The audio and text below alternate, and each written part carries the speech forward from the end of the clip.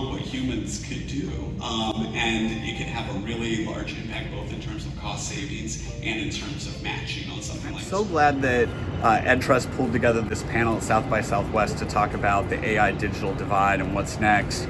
There were a lot of panels this year at South by about AI, and this is one of the few that even touched on issues of equity.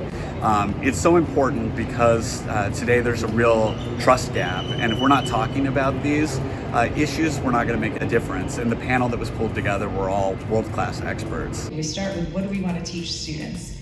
And then once we have those skills, we say, okay, what are the best tools to do this? And if it's writing that first draft, and for that student, that's an important skill that they need. Okay, what are the tools we should use to help them write a first draft to make sure they're writing the first draft?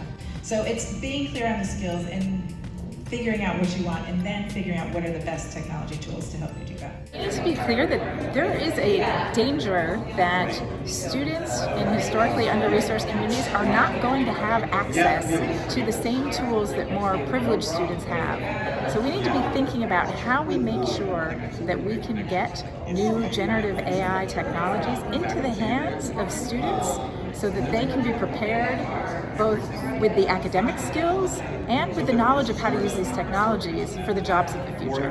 Right, we know our students. We know whether or not that was something they just printed off or whether or not they put the actual sweat into it. So then saying, okay, now that you have this as an example, how do we put this into our own words? What is that? AI isn't going anywhere, and so you do not want to have a blockbuster model on your hands where you see so many people around you changing and adopting a new movement or new wave, and then you look up because you've tried to hang your hat on, we've always done it this way.